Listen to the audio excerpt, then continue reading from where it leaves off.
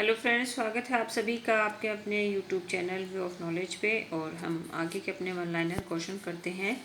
सामंत प्रथा का अंत किया तो किसने किया था? हान वंश ने। विश्व में प्रथम बार प्रशासनिक सेवाओं में नियुक्ति के लिए प्रतियोगी परीक्षाओं का आयोजन करवाया तो किसने कराया था? हान वंश ने। जो प्रतियोगी परीक्षाएं देते हैं वो हान वंश से आई हुई हैं। किस वंश के समय में चीन व यूरोप के मध्य व्यापार संबंधों को बढ़ाने के लिए रेशम मार्ग खोला गया? जो कि कुषाण वंश के समय हम देखते हैं। तो वो रेशम मार्ग किसने खोला था? हान वंश ने। ये दोनों क्वेश्चंस जो हैं आरपीएससी में आ चुके हैं। तांग वंश की स्थापना किसने की? तो 618 ईस्वी में काओत्से ने इसकी स्थापना की। शांग वंश के चाओ कुआंग चिंग ने नए राजवंश की नींव डाली और वो कब डाली थी? 960 ईस्वी में। चीन में प्रशासन की देखभाल करने वाली परिषद का अध्यक्ष होता था तो कौन होता था? सेंसर नामक अधिकारी होता था।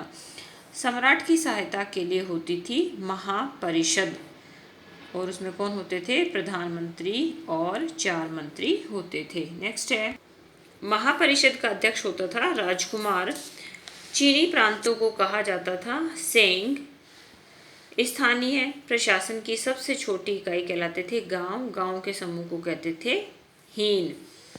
फिर है, हीन से बड़ी इकाई होती थी फू, और फू जो थे वो 2 या 3 हीन से बने होते थे।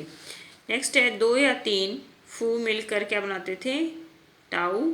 और 2 या 3 टाऊ मिलकर क्या बनाते थे? सेंग या प्रांत बनाते थे। अब देखो मैंने एक पेंसिल से ड्रॉ कर रखा है छोटा सा आप लोगों के लिए। तो सबसे पहले क्या हो गया? गांव, फिर हीन, फिर फूर, फिर टाऊ, फिर सेंग और फिर प्रांत।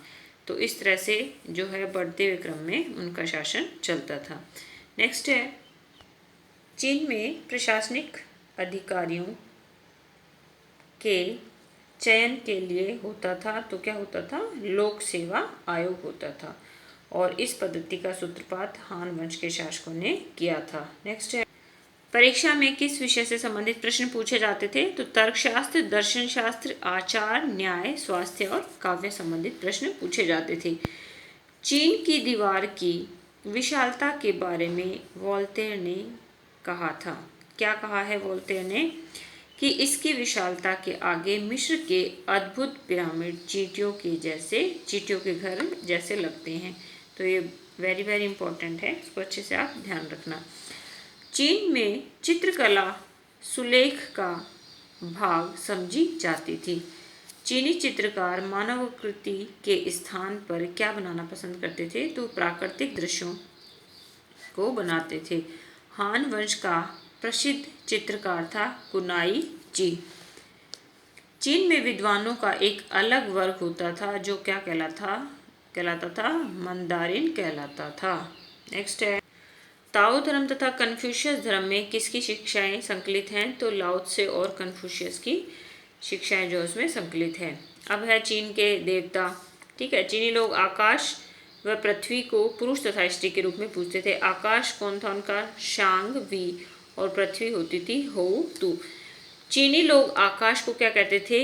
यंग, और पृथ्वी को क्या कहते थे? ईंग। ठीक है, नेक्स्ट है, प्रारंभ में चीनी पर्वत, नदियों, वायु, वर्षा और सूर्य को पूजते थे। जैसा कि हमें भी अपने सिंधु घाटी से ये देखने को मिलता है कि प्राचीन मनुष्य जो है सबसे पहले प्राकृतिक देवताओं की पूजा करता था।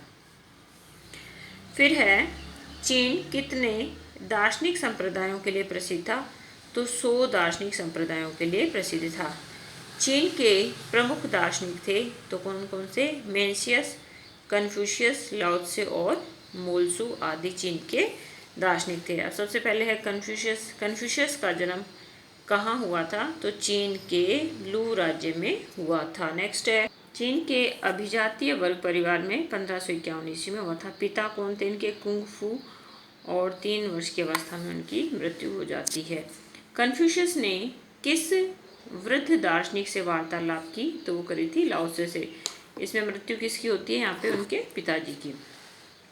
कन्फ्यूशियस को लू राज्य के राजा ने कौन सी नियुक्ति प्रदान की थी?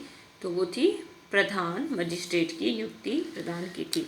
फिर है, कन्फ्यूशियस की रचनाएं हैं ई चीन यानी दार्शनिक पुस्तक, शी चिंग यानी चीनी काव्य ग्रंथ, ली चिंग यानी सदाचार का ग्रंथ, शू चिंग यानी इतिहास का प्रलेख और छुन छिउ चिंग यानी बसंत और शरद ऋतुओं का वर्णन है। ये क्या है? सब कन्फ्यूशियस की बुक्स हैं। कन्फ्यूशियस के शिष्यों ने उसके आदेशों और सिद्धांतों का ग्रंथ तैयार किया, जिसे क्या कहते हैं? लुन चुई कहते हैं।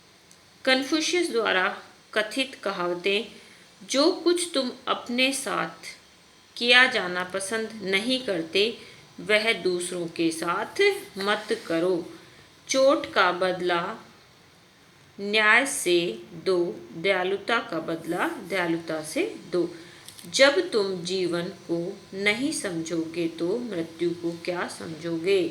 ये उसके कोटेशन है, उसके द्वारा कहे गए विचार हैं, तो उनको ध्यान रखना। जो व्यक्ति गलती को सुधारता नहीं है वह दूसरी गलती करता है। फिर नेक्स्ट कौन आगे? लाओ त्से। लाओ त्से का जन्म कब हुआ था? तो इनका जन्म जो है एक निर्धन परिवार में 604 ईसा पूर्व हुआ था। चाउ वंश के समय वह किस पद पर थे? तो पुस्तकालय अध्यक्ष या संरक्षक के रूप में थे। लाओ त्से का मूल नाम था ली। लाओ त्से का अर्थ क्या होता है? प्राचीन आचार्य। ठीक है, जो होते हैं ये क्या थी? प्राचीन आचार्य की एक उपाधि होती थी। लाओ त्से का मतलब क्या है? प्राचीन आचार्य। ताओ का अर्थ होता है मार्ग। लाओ त्से की विचारधारा थी ताओवादी। अब है मेंशियस 378 ईस्वी से 288 ईसा पूर्व तक कन्फ्यूशियस के विचारों का प्रचार किसने किया था? तो किसने किया था? मेंशियस ने किया था। फिर है मोत्सु। मोशु सुंग राज्य में था और वहाँ पे क्या था? वो मंत्री, शांति दूत और अर्थशास्त्री। मोत्से ईश्वर को कहता था शांग टी, मनुष्यों को कहता था टी एन। सर्वप्रथम रेशम का आविष्कार किया चीन ने। चीन के लोग वज्र मणि को कहते थे संगीत पत्थर, क्योंकि वो एक ऐसा पत्थर था जिसके ऊपर अगर आप कोई आवाज़ करोगे, कोई चोट करोगे तो उससे सुंदर संगीत निकलता था। तो बच्चों आज की वीडियो में इतना ही, और ध्यान से आप इन क्वेश्चंस को पढ़ें। कल मैं थोड़ा बिजी थी इसलिए आप लोगों के लिए वीडियो नहीं बना पाई। मेरी वीडियो के लिए आप सभी का धन्यवाद।